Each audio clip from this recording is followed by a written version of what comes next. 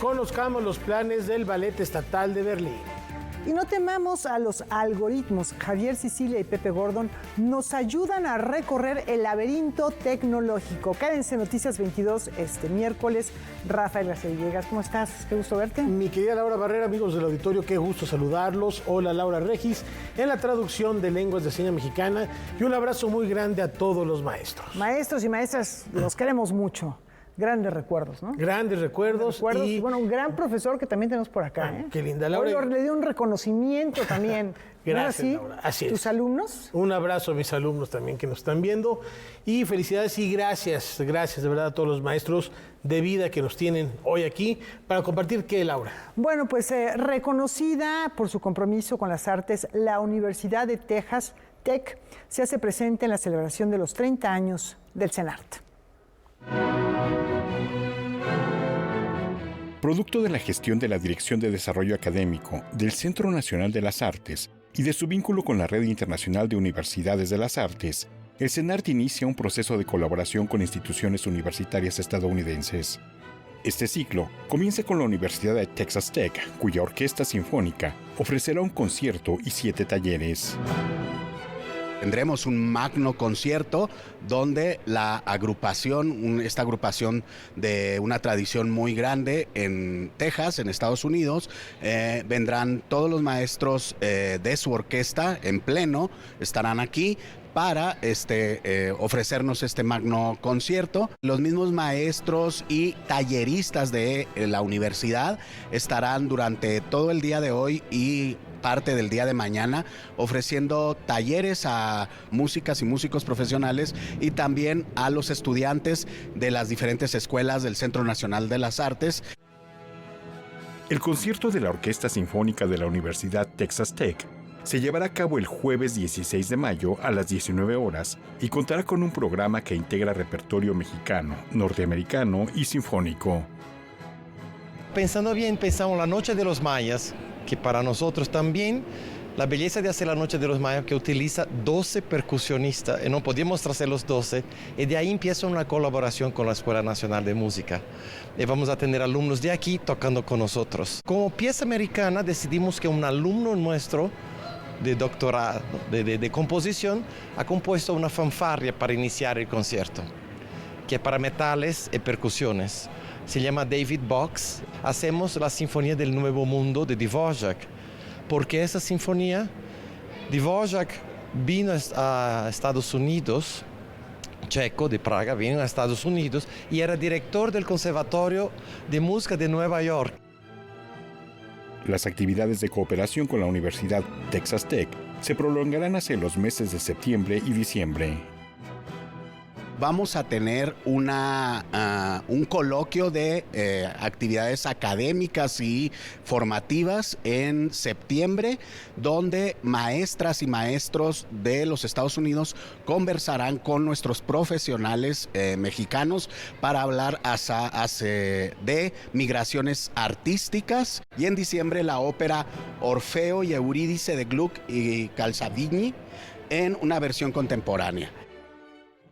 Noticias 22, Víctor Gaspar. La Toya llega para romper estereotipos E incendiar la escena nacional.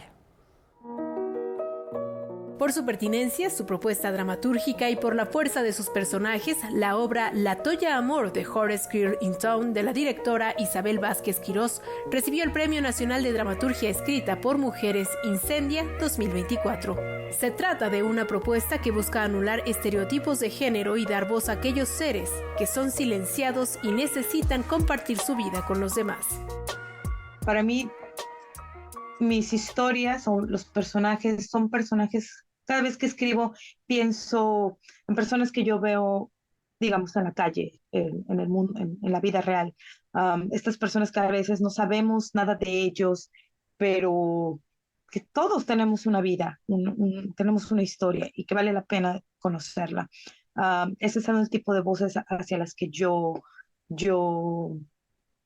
me inclino al momento de dirigir. La propuesta escénica de Isabel Vázquez profundiza en la vida de La Toya, un personaje solitario que se encuentra en cautiverio y que a pesar de su propio destino de oscuridad, resurge desde las cenizas, demostrando que en el interior de cada ser humano siempre hay una alternativa de salvación. La obra representa el discurso social y poético de una autora joven que quiere ser escuchada. Tiene un universo musical. Yo escribo... Yo trabajo con la música también como una forma de construir personajes y construir universos. Entonces, el personaje escribe poesía y bueno, la poesía para mí la traduje en este texto en el hip hop. Esta es la segunda edición del Premio Nacional de Dramaturgia Escrita por Mujeres Incendia, convocado por el Centro Cultural Helénico y la Secretaría de Cultura, que se ha posicionado en la escena literaria mexicana como un acto de empoderamiento y de resistencia y como un valioso medio de expresión para las mujeres nacionales. La obra ganadora será montada próximamente en Jalisco. Noticias 22, Karen Rivera. Filosofía y poesía son las herramientas. El objetivo, conectar con la naturaleza y el universo. Para tiempos de guerra, desigualdad y cambio climático, Ulises Paniagua utiliza la poesía y la filosofía. Son ya 3 ediciones las que ha celebrado su coloquio internacional, dedicado a estos 2 ejercicios que bien podemos entenderlos como la interpretación humana del mundo. Necesitamos un mundo que piense, que sienta, que pueda tener una comunión con la naturaleza, pero no solamente desde el punto de vista de los poetas o de los filósofos, sino de toda la comunidad en general. Somos parte del universo, del micro y del macro universo, como bien lo mencionan algunas filosofías budistas como el Tao, como lo pueden significar algunos cuentos de Borges, por ejemplo. Somos parte de la naturaleza y del universo completo.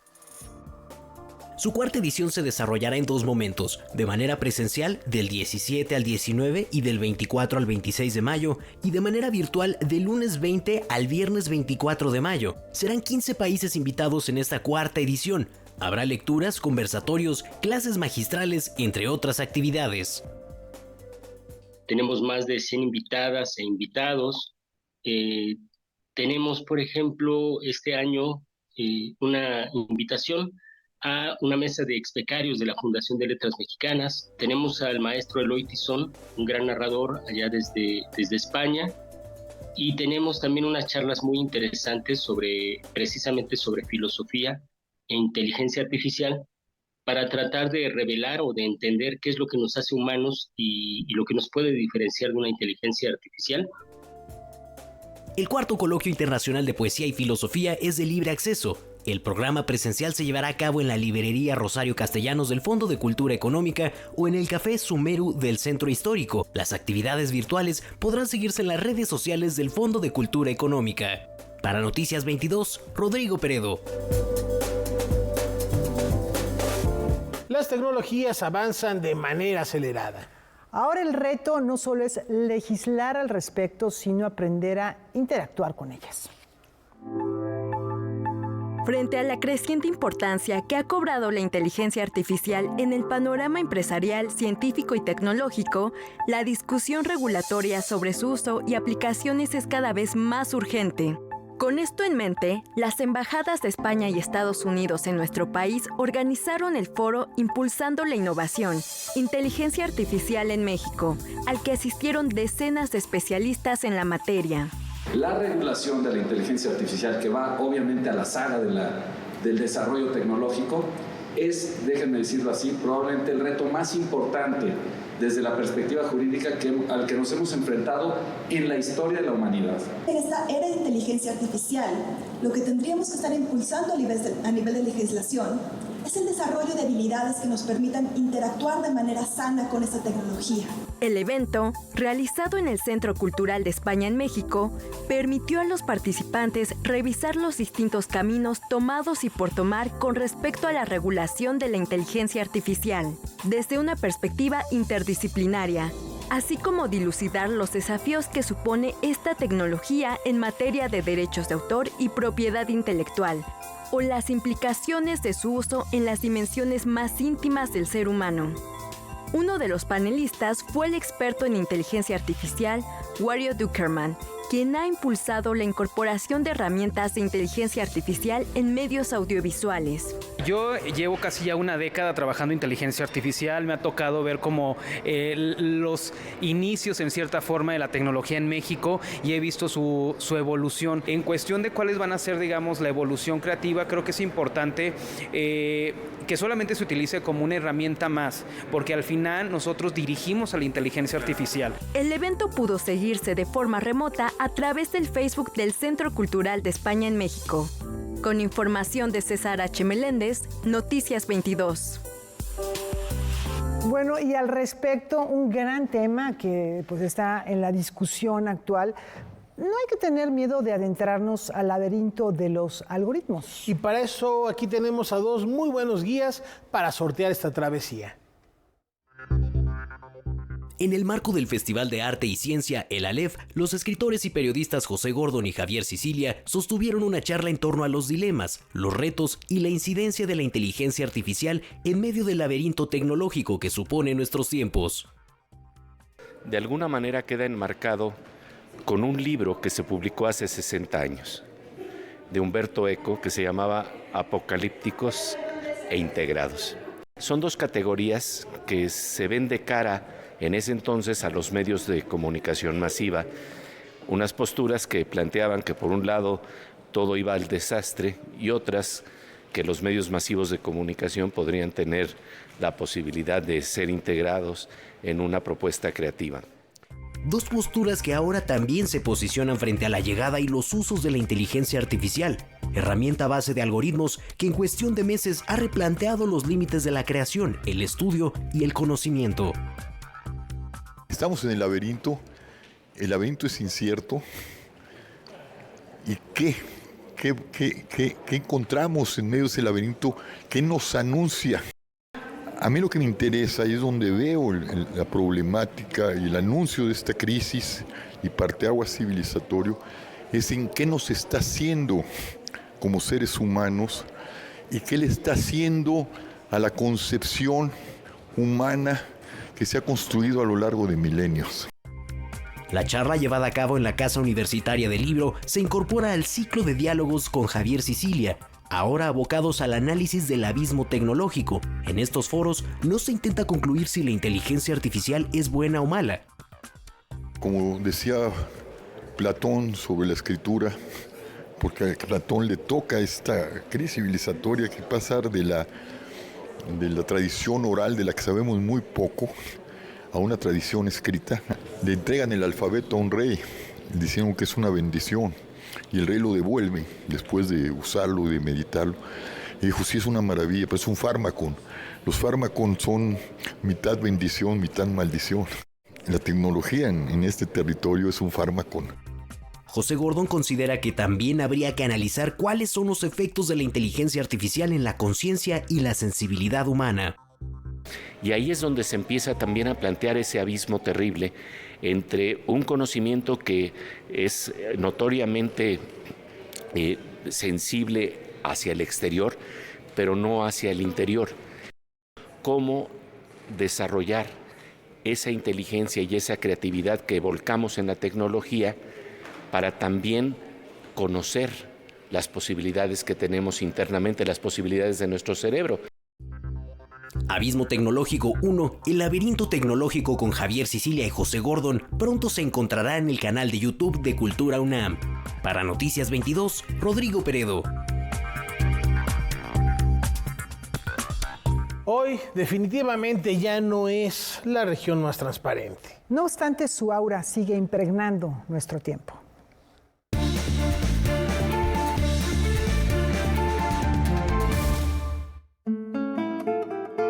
Carlos Fuentes, narrador y ensayista, fue uno de los escritores latinoamericanos más reconocidos del siglo XX. Nació el 11 de noviembre de 1928 en Panamá. Estudió Derecho en la Universidad Nacional Autónoma de México y se doctoró en el Instituto de Estudios Internacionales de Ginebra, Suiza. A los 26 años, se dio a conocer como escritor con el volumen de cuentos Los días enmascarados de 1954, el cual fue bien recibido por la crítica y el público. El libro plasma una de sus preocupaciones, la exploración del pasado prehispánico. Parteaguas de las letras en México, a través de su visión cosmopolita, Carlos Fuentes fue parte del movimiento conocido como el boom latinoamericano. Fue una generación de la que emergieron escritores que se expresaron a través de formas identitarias propias, bajo una excepcional elaboración de las tramas narrativas. En la década de los 60 participó en diversas publicaciones literarias. Junto con Emanuel Carballo, fundó la Revista Mexicana de Literatura, medio de expresión abierto para los jóvenes creadores. Carlos Fuentes escribió más de 50 libros. Entre sus novelas más representativas se encuentran La región más transparente, La controversial Laura, La muerte de Artemio Cruz, Gringo Viejo y Cristóbal Nonato, entre otros. En 1987 fue galardonado con el Premio Cervantes. En 1994 recibió el Premio Príncipe de Asturias de las Letras y en 2008 le fue otorgada la Gran Cruz de la Orden de Isabel la Católica. Carlos Fuentes falleció en la Ciudad de México el 15 de mayo de 2012. Su escritura, el profundo conocimiento de la psicología del mexicano y una cultura de alcance universal hacen de su obra un punto de referencia indispensable para el entendimiento de su tiempo. Para Noticias 22, Diana Obispo. 6 décadas de trabajo y una manera particular de observar el mundo se resumen en una parábola óptica. 84 fotografías realizadas y seleccionadas por Manuel Álvarez Bravo son presentadas en la ciudad de Querétaro. Esta colección forma parte del acervo de Fomento Cultural Citibanamex. Décadas atrás, con nuestro antiguo director de Fomento Cultural, Fernando Gamboa, tuvo mucha relación con don Manuel Álvarez Bravo. Entre varias pláticas acordaron en que Fomento quería hacer un libro del maestro y el maestro le pareció una excelente idea, pero que puso como condición que él iba a curar las imágenes que iban en ese libro, ¿no? Tiempo después, que ahí es donde tuve el gusto de conocer al maestro, llevó un paquetito. Y ese paquetito contenía 84 fotografías seleccionadas por él en plata, todas ellas son plata sobre gelatina. Posteriormente, estas plata sobre gelatina las donó a Fomento para que precisamente se exhibieran, o sea, formáramos una exposición que no solamente se presentara en nuestra sede, que es el Palacio de Iturbide, sino que se itinerara. Las imágenes van de 1920 a 1980 y permiten ver la evolución en el trabajo de Manuel Álvarez Bravo. Tenemos la década de los 20, donde él empieza como a experimentar, por así decirlo, con objetos de la propia naturaleza, pero que nos muestran un geometrismo, ¿no? Juega, por ejemplo, una foto que es un papel. Él empezó a jugar con un papel, hace una forma geométrica, ¿sí?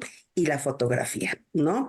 La producción que tenemos también en la década de los 30, que es precisamente donde está esta emblemática foto de la buena fama durmiendo, donde aquí, en esta década, tiene una conciencia social, o sea, capta el momento, el acontecimiento, el instante. Las siguientes imágenes de Manuel Álvarez Bravo dejan ver sus preocupaciones sociales al retratar a trabajadores y el cuerpo femenino que estaría presente en toda su trayectoria. Las fotografías de los 80 destacan por su propuesta poética.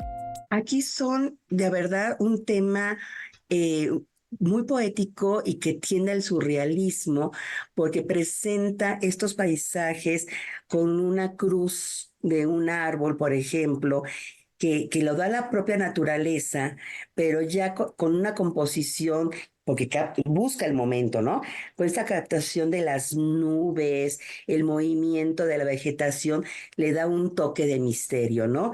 Y también tiene en esta época de los 80 retratos de desnudos. Manuel Álvarez Bravo, Parábola Óptica, podrá ser vista hasta el 11 de agosto en el Museo de Arte de Querétaro, espacio localizado en el centro histórico de la capital queretana. La entrada es libre. Noticias 22, Alberto Aranda. Porque la niñez es sinónimo de juego y también ya para muchos de recuerdo. ¿Quién no recuerda haber jugado en un gorila, en un rinoceronte o en una jirafa de concreto pintados de vivos colores en algún parque? Este mobiliario es parte de la exposición A Jugar, espacios de juego en unidades habitacionales que presenta Infonavit.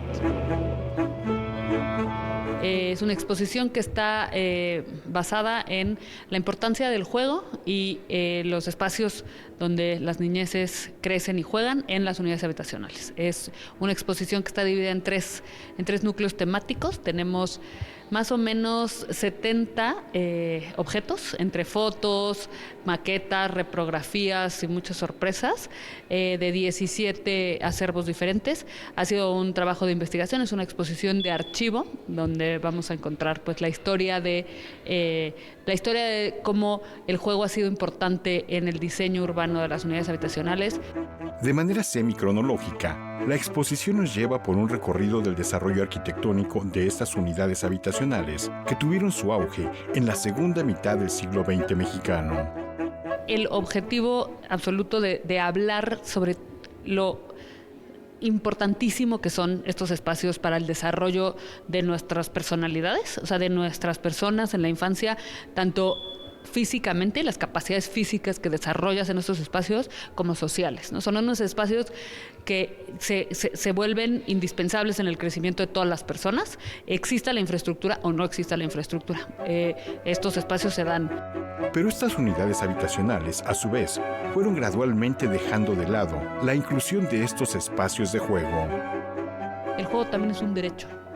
Entonces, retomamos el juego como un derecho humano que también es parte de la vivienda y también es parte de los espacios que habitamos. Se tomaba en cuenta espacios urbanos para hacer muchas cosas, deporte, juego, tal, y de repente se dejó de pensar, o se dejó de pensar desde el diseño, desde contratar a personas que diseñaran lugares específicos para que los niños y las niñas jugaran.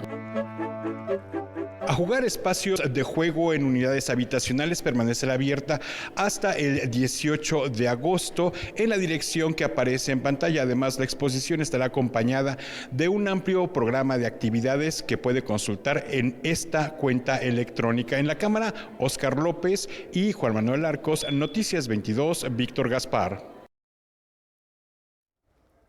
Al sur de la ciudad se genera una fiesta editorial. El centro de Coyoacán se volverá a llenar de presentaciones literarias, artísticas y culturales durante la tercera edición de la Feria Internacional del Libro. Esta feria ya vamos por la tercera edición, la verdad estamos muy felices porque tenemos 3 invitados de honor. La francofonía, justamente donde vamos a tener cine, literatura, teatro, en los cuales también vamos a tener presentaciones de un festival Shore México que va a tener cortometrajes franceses. También tenemos a Guanajuato, ¿no? Que a Guanajuato nos va a traer justamente la estudiantina que va a andar en los territorios coyoacanenses. También tiene un tercer invitado de honor que son los pueblos originarios. El pueblo originario La Candelaria engalanará el evento a través de su historia y tradiciones festivas. Además, contará con la presencia de escritores, cronistas e historiadores. Y uno de los objetivos este año es superar la marca de los 200,000 asistentes del 2023. Esta vez estamos proyectando más de 220,000, con más de 190 stands entre editoriales nacionales e internacionales y más de 600 sellos editoriales. Aparte de eso, en esta feria vamos a tener más de 140 actividades culturales completamente gratuitas para todo el público. La Filco rendirá homenaje a destacados autores como Eduardo Matos Moctezuma, Margot Glantz y Elena Poniatowska. Pues imagínate, todo esto y estos homenajes los tenemos en Coyoacán para que puedan visitarnos, no se los pueden perder. Los esperamos con los brazos abiertos, felices, con entusiasmo, pero sobre todo queremos que vean que esta feria es diferente, es creativa y es auténtica. Esta fiesta de las letras tendrá lugar en la histórica Plaza Hidalgo de la Alcaldía Coyoacán, del 7 al 16 de junio, y lo mejor de todo es que es gratuito y apto para toda la familia. Para Noticias 22, Iván Ramírez. A ritmo de acordeón y bajo, los jefes de jefes abren las puertas de su museo. Yo no sé qué se puede. Con más de 80 discos grabados, más de 700 canciones registradas y 18 premios Grammy en su haber, los Tigres del Norte se han ganado su lugar como embajadores de la música regional mexicana en todo el mundo. 56 años después de haber iniciado su travesía musical, la icónica agrupación puede presumir una nueva distinción a su trayectoria. Y es que recientemente se dio a conocer la apertura de su propio museo en el pueblo mágico de Mocorito, en la zona serrana del centro de Sinaloa. Un espacio de 2 pisos y grandes dimensiones que busca rendir homenaje a la banda norteña e incentivar el turismo en la tierra que la vio nacer, así como dignificar la música regional y a sus intérpretes. El recinto reúne más de 400 piezas donadas por los integrantes de la agrupación, entre fotografías, atuendos, instrumentos, discos, reconocimientos y hasta objetos alusivos a sus canciones, como una puerta negra con 3 candados situada en la fachada del museo para recibir a todos los visitantes. He luchado a diario en la vida. Tenemos una pausa, regresamos para danza, por ejemplo, ¿no? Y viajar a Berlín. No se pierdan lo que sigue aquí en Noticias 22.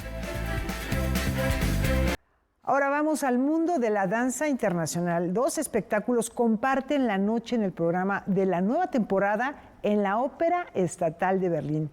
El joven coreógrafo español Marcos Moró estrenó Ouverture junto a la coreógrafa canadiense Crystal Pite, quien maravilló al público con su famosa pieza Angel's Atlas. El cuerpo de baile de la Compañía Estatal de Berlín volvió a lucir su enorme talento, y en Berlín justamente Valentina Torrado de Deutsche Welle nos va a contar más información. Valentina, te escuchamos. Hola, es un gusto volver a saludarlos. Esta nueva temporada en la Ópera Estatal de Berlín está marcada por 2 nuevos espectáculos visualmente impactantes que compartieron la noche en el escenario más importante de la danza de la capital alemana.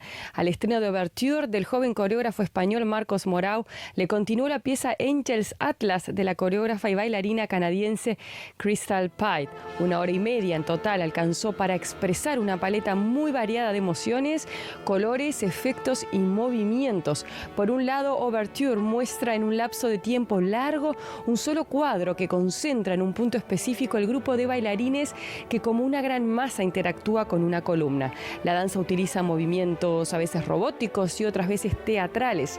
Una cortina transparente que sirve de filtro cubre todo el escenario para aportar un clima sombrío. La segunda mitad de Ouverture está marcada con un quiebre. Los bailarines conquistan todo el escenario y se consolida un paisaje corporal en medio de varias columnas lúgubres que descienden de lo alto.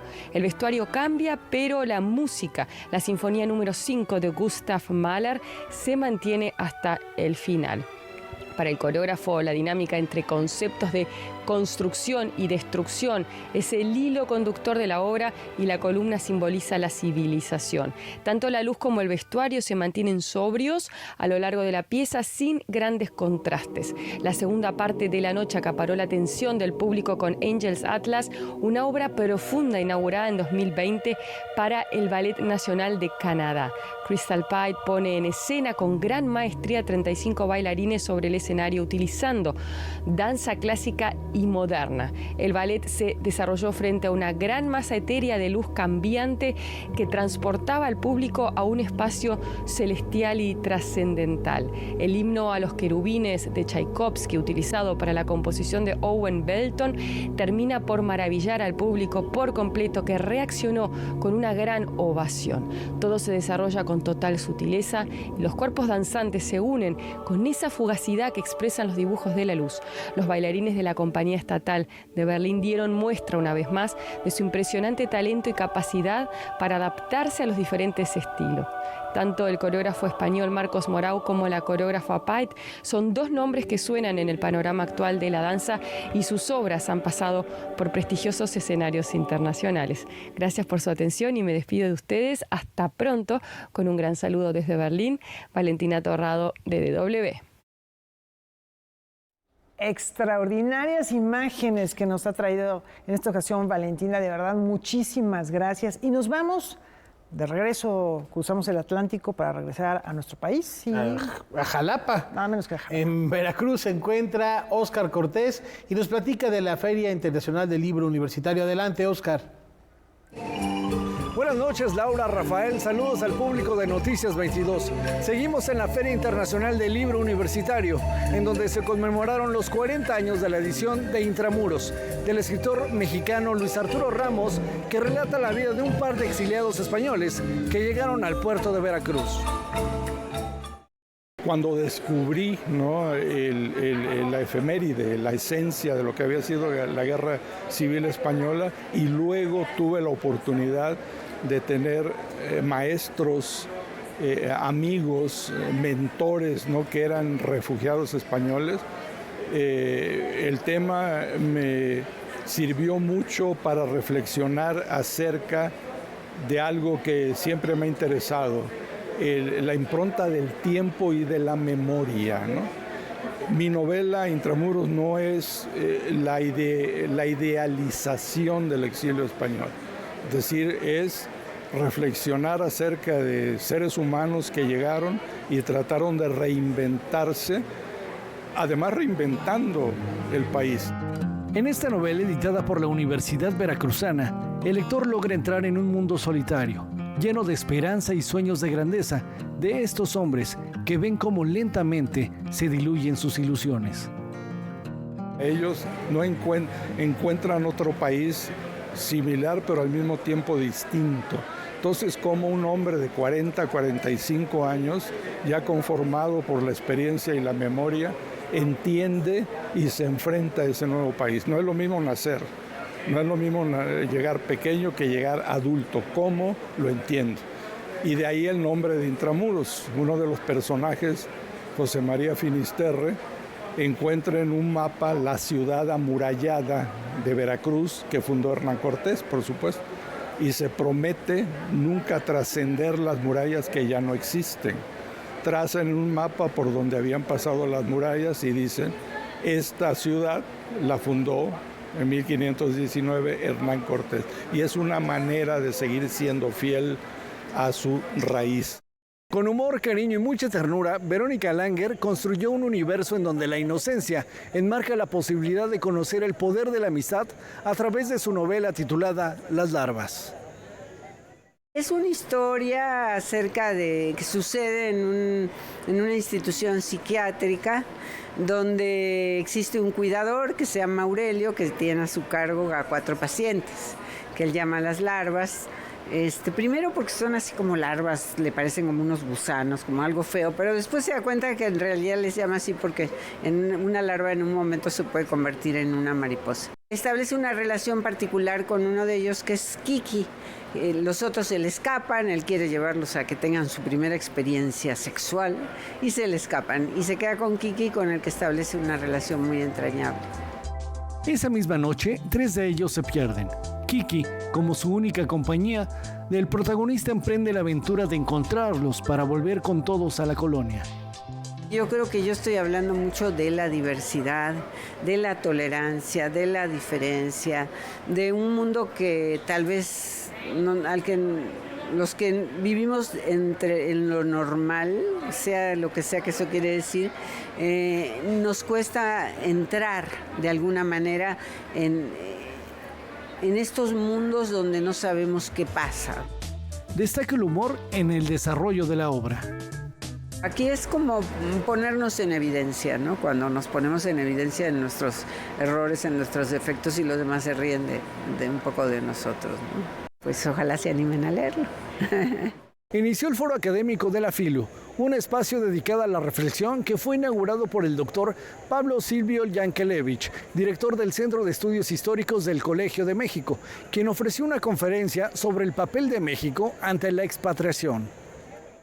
Uno de los rostros de México en el mundo es el ser una tierra de asilo, refugio y protección para los perseguidos. Entre los retos que tiene nuestro país ante el aumento del flujo migratorio de los últimos años, se encuentra ofrecer los servicios adecuados para atenderlos y evitar una crisis humanitaria. Hay que encontrar la manera de organizar estos flujos, ¿sí? Porque no toda la gente es perseguida, muchas lo son. No toda la gente quiere residir en México, quieren pasar los Estados Unidos. Bueno, una de las alternativas para esta gente es pedir protección, es decir, pedir visas humanitarias o pedir la condición de refugio. Y para eso hace falta cumplir requisitos, realizar trámites, etc. El año pasado, México recibió 150.000 solicitudes de refugio. 150.000. 150.000 solicitudes de refugio es un poquito más que el Estadio Azteca. Yo creo de que esto se puede y se puede procesar sin que esto se convierta en una crisis. Y yo creo que México tiene la capacidad para hacerlo y la experiencia para hacerlo. El especialista en historia considera que para disminuir el flujo migratorio se tienen que solucionar los problemas de origen y contar con la colaboración de Estados Unidos. Si el gobierno lo único que hace es poner vallas en la frontera, esto no hay manera de resolverlo. No hay manera de resolverlo porque los problemas están originados en las condiciones sociales, políticas y económicas de los países de expulsión. Eso es lo que hay que atender para que la gente no tenga necesidad de salir desesperadamente de sus países. A lo largo de la semana habrá más conferencias para analizar desde distintas miradas estos fenómenos sociales. Mañana les tendremos las propuestas artísticas de jóvenes veracruzanos. Por lo pronto, nos despedimos Javier Contreras y Enrique Varela en la cámara, Gustavo Carbona en la edición y Óscar Cortés. Hasta mañana. Hasta mañana, Óscar, gracias por el reporte. Estaremos al pendiente del cierre de este encuentro editorial. Y es momento de echar un vistazo al acervo de Canal 22. Veamos qué se encontró esta semana nuestro compañero José Antonio Hernández.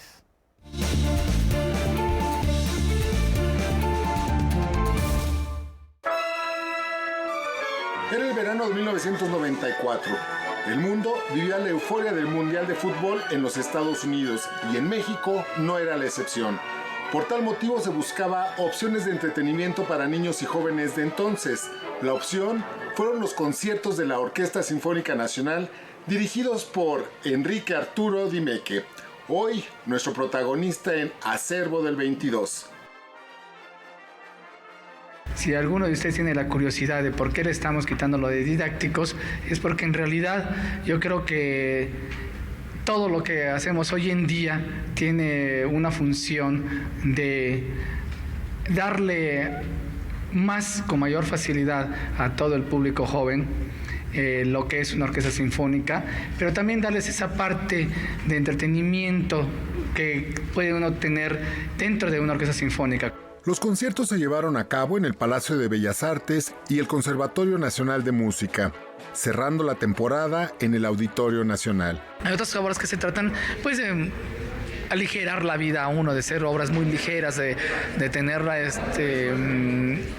mucha alegría, tener una imaginación muy vivaz. Otras que inviten a la danza, otras que inviten nada más a la reflexión, y otras que realmente a lo mejor no pueden decir absolutamente nada. Nada más es dejar que la música, que los sonidos lo lleven a uno a una paz, a una tranquilidad. Hoy, a 30 años de distancia, Enrique Arturo Dimeque es un mítico director de orquesta, conocido y reconocido a nivel mundial, quien sigue trabajando con niños y jóvenes. Noticias 22, José Antonio Hernández. Una nueva puerta se abre en el universo de John Wick, ahora que Kane fue liberado por la alta mesa.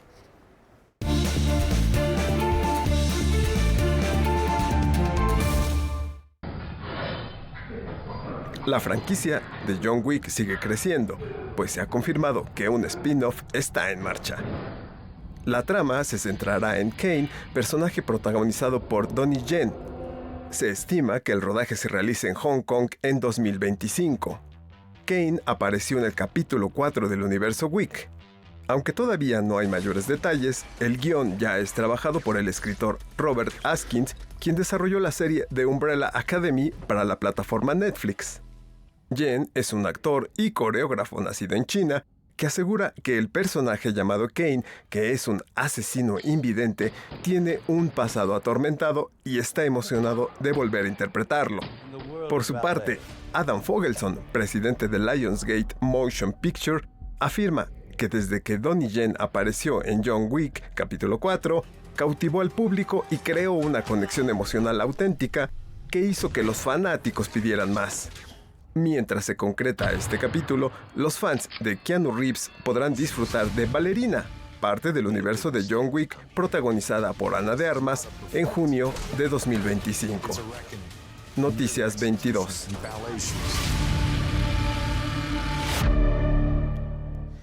Las distintas disidencias genéricas encuentran sus reflejos en el escenario. Heterosexualidad.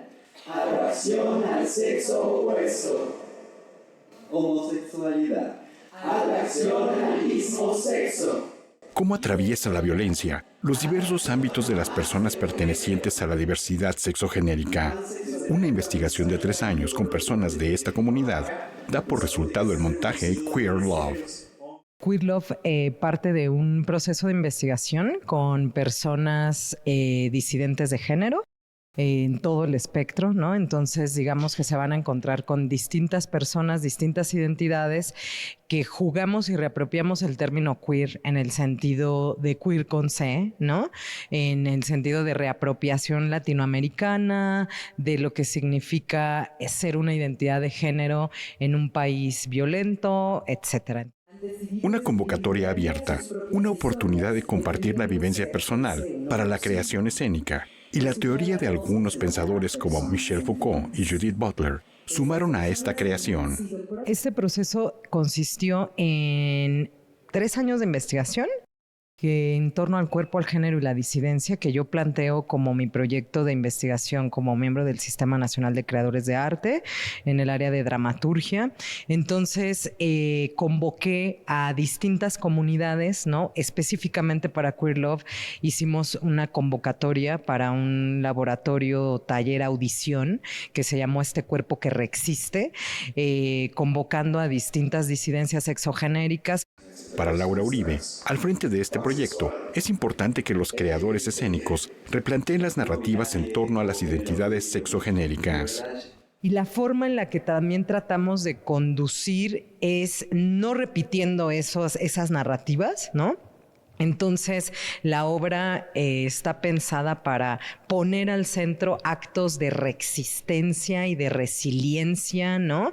Que cada una de las personas ha encontrado para buscar su felicidad, su gozo, su placer y de alguna manera contraponerse con todo esto que deviene de la violencia social. Queer Love se presenta en el Teatro El Galeón Abraham Moseransky del Centro Cultural del Bosque los jueves y viernes a las 8, sábados a las 7 y domingos a las 6 hasta el 9 de junio. Noticias 22, Víctor Gaspar. La teatralidad, la imagen, el sonido, la plástica dialogan en el centro de la imagen. Veamos.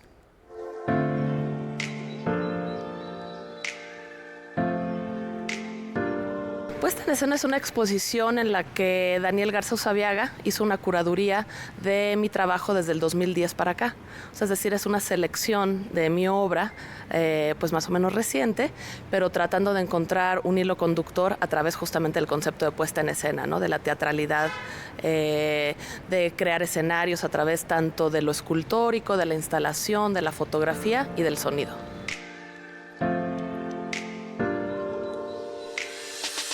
Mira, la verdad es que yo empecé en otros ámbitos, si te contara. Empecé estudiando ingeniería, luego empecé a estudiar letras hispánicas, pero desde ahí empecé a estudiar fotografía, esa fue mi entrada a las artes visuales. Poco a poco también empecé a tener mucho interés por la investigación, entonces mi obra siempre tiene mucho de una base de investigación, pues ligado un poco a las ciencias sociales. Bueno, sí hay una obsesión por lo efímero, ¿no? Por la destrucción, por hablar de la violencia, pero desde otro punto de vista, ¿no? Yo le llamo una poética de la violencia, ¿no? Que es un ejercicio, pues, de investigación, de análisis de la situación actual del país y del mundo, pero sobre todo del país y de Latinoamérica, que tiene que ver con entender la violencia desde otra perspectiva. Es decir, no enaltecer la violencia, porque no se trata de eso, pero sí entender que la violencia, pues, es un término paraguas, ¿no? Que sirve de pronto para nombrar muchas cosas que no necesariamente son lo mismo. También el interés por las técnicas artesanales. Hay mucha colaboración también. La colaboración en mi trabajo es muy importante. Entonces verá mucho trabajo colaborativo, por ejemplo, con artesanos de Tultepec, con tejedoras de Michoacán, con tejedoras de Oaxaca. Entonces eso también se ve entretejido, no valga la redundancia, en la obra. La exposición estará hasta el 31 de julio.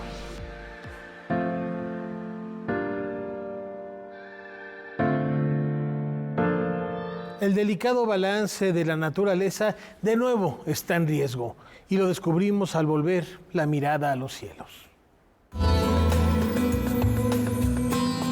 17% de las aves en México se encuentran en alta vulnerabilidad. A pesar de que nuestro país es rico en especies de aves residentes, migratorias y transitorias, y que por ello se encuentra alrededor del 10º lugar a nivel mundial con mayor cantidad de ellas, lo cierto es que su existencia se encuentra en peligro. Así, la efeméride establecida en 2006 por el Programa de las Naciones Unidas para el Medio Ambiente lleva por tema Protege a los insectos, protege a las aves, con el fin de hacer conciencia de su importancia. Los insectos son una cuestión básica para que se generen las plantas, para que se generen ciertos alimentos, de los cuales las aves se van a sustentar, y que las aves también cumplan con su función zootécnica, ¿no? Cada una de las aves va a tener diferentes funciones. A lo mejor van a distribuir semillas, van a controlar ciertas plagas, pues todos forman parte de un equilibrio al final para hacer esto, ¿no? Uno de los problemas a los que se enfrentan las aves son a los pesticidas y herbicidas, que se encuentran tanto en los campos de cultivo como en las zonas urbanas. No solamente estás afectando a las aves por la parte de que el uso de los pesticidas, que propiamente pueden ser tóxicos para ellos, por la baja en la cantidad de los insectos, sino también por la contaminación del agua, ¿no? Que también pueden llegar a consumir agua contaminada, y entonces pues esto también provoca muchos problemas, ¿no? Los animales domésticos también representan un problema, pues son depredadores de aves. Pero hay una preocupación todavía mayor: las aves que son liberadas en un lugar que no es su hábitat. Tenemos, creo que, dos problemas importantes en cuanto a animales que no deberían de estar en un sitio. Por un lado, pueden bajar la población, ya sea porque haya depredación, y por otro lado, pues también sobre el hecho de que puedan invadir el hábitat de las poblaciones que sí deberían de estar, ¿no? Pero, ¿qué medidas podríamos considerar para proteger a las aves? Que hay que evitar, entre otras cosas, la deforestación, que eso también es importante, ¿no? Puedes cuidar que no liberar animales, puedes cuidar que estén presentes los insectos, pero si nos acabamos el hábitat, pues eso tampoco va a importar mucho, ¿no? Y, además de cuidar su hábitat, no olvidemos que son animales que nacieron para volar en libertad. Para Noticias 22, Elizabeth Cruz. Y de los cielos nos vamos a los océanos, porque la evolución también se puede dar en conjunto, como lo demuestra esta singular especie marina. La babosa de mar esmeralda fue encontrada recientemente en aguas poco profundas a lo largo de la costa este de los Estados Unidos y Canadá. Su apodo proviene del llamativo color verde de su cuerpo, proporcionándole un camuflaje efectivo contra posibles depredadores. Descubierta por primera vez en 1870 por el científico Augustus Addison Gould, la babosa de mar esmeralda tiene la capacidad de realizar la fotosíntesis, un proceso típicamente asociado con las plantas. Esta habilidad extraordinaria se debe a una relación simbiótica que la babosa establece con las algas verdes, presentes en su entorno. A medida que la babosa se alimenta de estas algas, incorpora sus genes y cloroplastos en sus propias células digestivas, permitiéndole aprovechar la luz solar para producir energía. Este fenómeno biológico, conocido como cleptoplastía, le permite realizar la fotosíntesis durante periodos con un bajo consumo de alimentos. Se han documentado casos ejemplares que han sobrevivido varios meses en cautiverio alimentándose únicamente de la luz solar. Este proceso de transmisión genética de la capacidad fotosintética representa un fascinante ejemplo de coevolución entre especies en el mundo marino. Para Noticias 22, Evana Fonseca. Hace poco les platicábamos de la exposición Face to Face for México que se presenta en San Ildefonso, la más reciente pieza audiovisual de Brian Eno, que va a estar hasta el 26 de mayo. Y hoy el compositor y artista visual, fotógrafo, multiinstrumentista, está celebrando su cumpleaños 76, Laura. No, pues un gran artista multifacético, como ya bien lo señalabas, una etapa brillante con Roxy Music en los años 90, en la época del glam. Pero bueno, él tiene una trayectoria solista y es autor de la música de Microsoft de 1995. Esa musiquita que cuando lo abrías el programa, esa la hizo Brian Eno, solamente para dar un ejemplo de que estaba metido en tecnologías y bueno, pues haciendo de todo. Y en su talento fusiona la imagen y, por supuesto, los sonidos, como van a ver a continuación. Feliz cumpleaños a Brian Eno. Hasta mañana.